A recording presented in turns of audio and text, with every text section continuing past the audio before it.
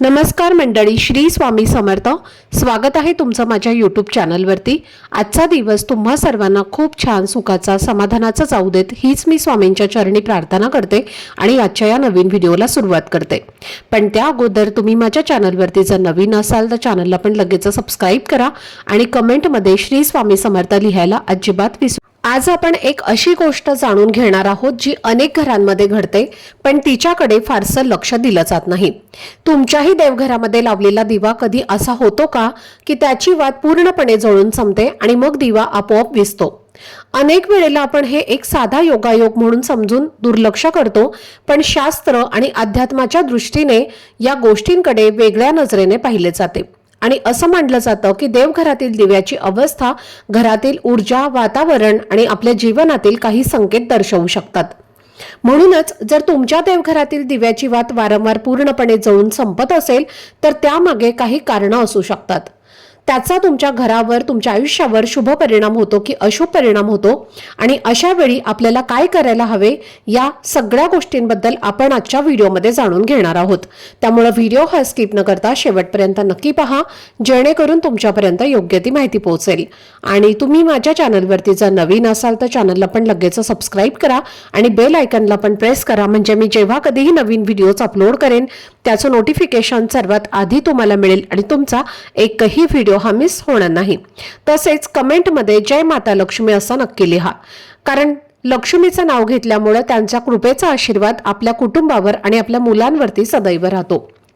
आपल्या भारतीय संस्कृतीमध्ये दिवा लावणं ही केवळ एक परंपरा नाही, तर त्यामागे अतिशय खोल आध्यात्मिक आणि शास्त्रीय अर्थ दडलेला आहे. कारण दिवा म्हणजे अंधारातून प्रकाशाकडे जाण्याचं प्रतीक मानला जातो आणि तो फक्त उजेड देणारा साधा दिवा नसून घरातील नकारात्मकता दूर करून वातावरण पवित्र करणारा एक पवित्र संकेत मानला जातो. जसा दिवा अंधार दूर करतो तसाच तो आपल्या मनातील अज्ञान, नकारात्मक विचार आणि चिंता दूर करण्यास मदत करतो.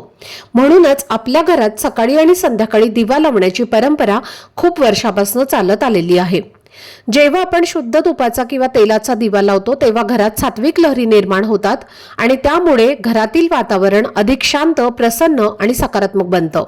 रोज सकाळी आणि संध्याकाळी दिवा लावल्याने घरातील वास्तुदोष कमी होण्यास मदत होते आणि जसं आपल्या शरीरामध्ये आत्मा असतो तसेच आपल्या घरामध्ये सुद्धा आत्मा म्हणजे देवघर मानलं जातं. आणि जेव्हा आपण देवापुढे प्रार्थना करतो तेव्हा मन शांत राहावे आणि लक्ष केंद्रित व्हावे, म्हणून दिव्याच्या ज्योतीकडे काही क्षण शांतपणे पाहणं देखील फायदेशीर ठरतं. दिव्याच्या प्रकाशामुळे वातावरणातील सूक्ष्म जंतू कमी होण्यास मदत होते, तसेच घरातील हवा अधिक स्वच्छ आणि शुद्ध राहण्यास मदत होते.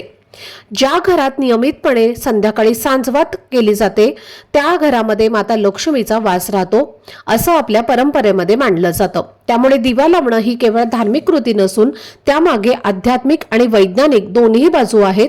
दिवा लावल्याने घरात साठलेली नकारात्मक ऊर्जा कमी होण्यास मदत होते आणि घरात उत्साह, आनंद आणि सकारात्मकता वाढते. जर तुम्ही शुद्ध तुपाचा किंवा तिळाच्या तेलाचा दिवा लावत असाल तर त्यातून येणारा हलका सुगंध आणि धूर वातावरण शुद्ध करण्यास मदत करतो.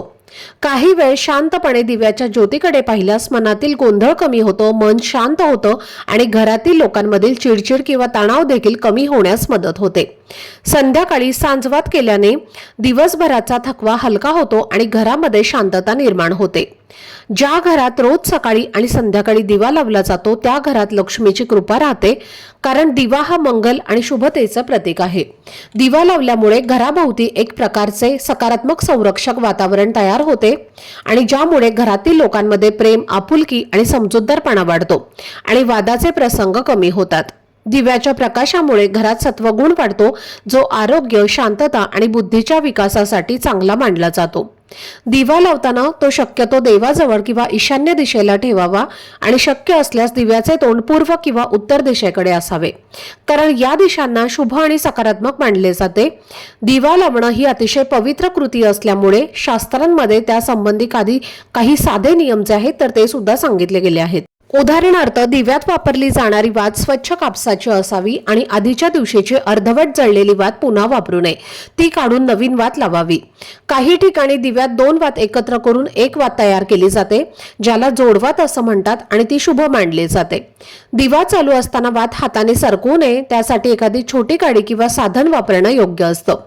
आरोग्य वाढावं अशी भावना असेल तर दिव्याचे तोंड पूर्वेकडे ठेवावे असं सांगितलं जातं. तर धनप्राप्ती आणि यशासाठी दिव्याचे तोंड उत्तरेकडे ठेवणं शुभ मानलं जातं. दिवा कधीही थेट जमिनीवरती ठेवू नये. त्याखाली अक्षता, फुलांच्या पाकळ्या किंवा एखादी छोटी प्लेट तुम्ही ठेवू शकता. तसेच एकाच दिव्यामध्ये तूप आणि तेल हे एकत्र कधीही वापरू नये. तुपाचा दिवा देवाच्या उजव्या बाजूला आणि तेलाचा दिवा हा देवाच्या डाव्या बाजूला ठेवावा. जर तुम्ही अखंड दिवा लावत असाल तर तो विझणार नाही याची काळजी घ्यावी, कारण दिवा अचानक विझणं हे अशुभ मानलं जातं.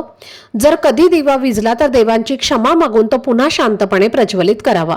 दिवा सूर्योदयापूर्वी किंवा सूर्यास्तानंतर लावणं विशेष फलदायी मानलं जातं आणि दिवा कधीही फुंकर मारून विझवू नये, कारण ते अशुभ मानलं जातं. तसेच तडा केलेला किंवा फुटलेला दिवा वापरणं टाळावं, कारण पूजा नेहमी स्वच्छ आणि शुद्ध वस्तूंनीच करणं योग्य मानलं जातं. अशा साध्या नियमांचं पालन करून दिवा लावल्यास घरात शांतता, सकारात्मक ऊर्जा आणि देवांची कृपाही टिकून राहते.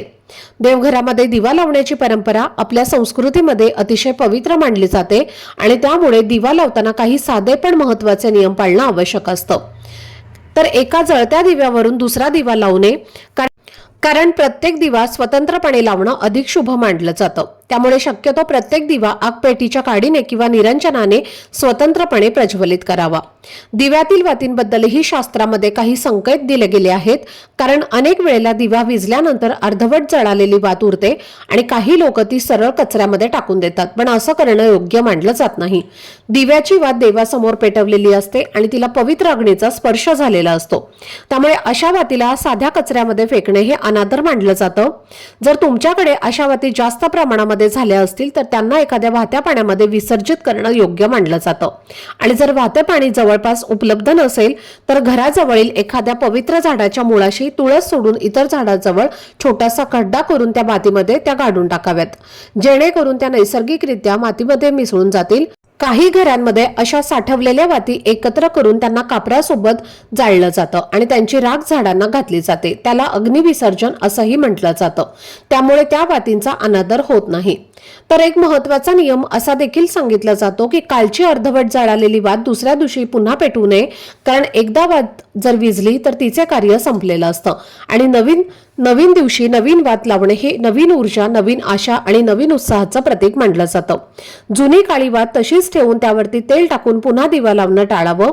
म्हणून दिव्यातील जुनी वात काढल्यानंतर दिवा स्वच्छ कापडाने किंवा कापसाने नीट स्वच्छ पुसून घ्यावा आणि त्यानंतर नवीन वात त्याच्यामध्ये घालून तो दिवा लावायचा आहे, कारण जळालेल्या वातीचा अंश दिव्यामध्ये राहिला तर ज्योतीवर त्याचा परिणाम होऊ शकतो.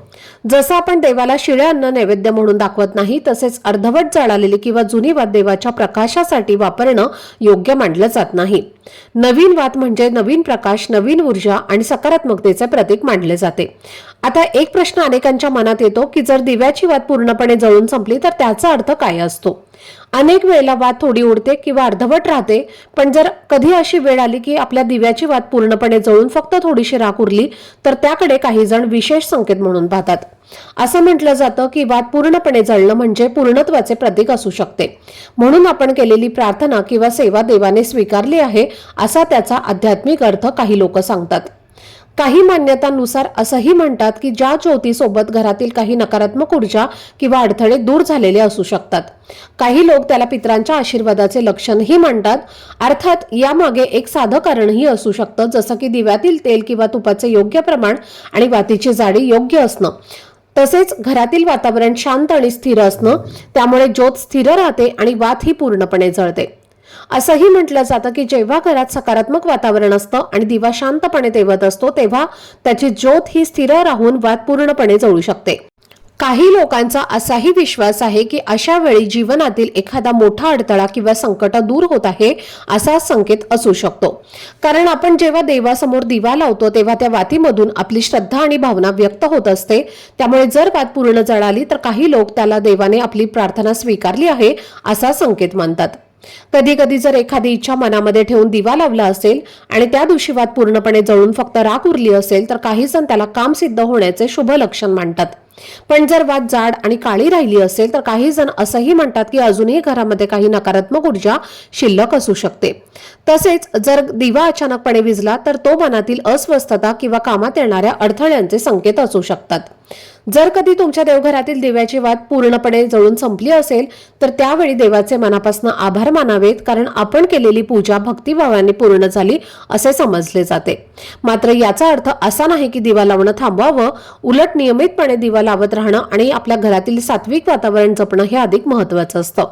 दिवा जळल्यानंतर उरलेली थोडीशी राख काही जण विभूतीप्रमाणे कपाळीला लावतात आणि ते शुभ मानलं जातं। जर तुमच्याही घरामध्ये असं काही घडत असेल तर त्याकडे सकारात्मक भावनेने पाहावे, कारण श्रद्धा आणि भक्तीमुळे घरात शांतता आणि समाधान वाढते।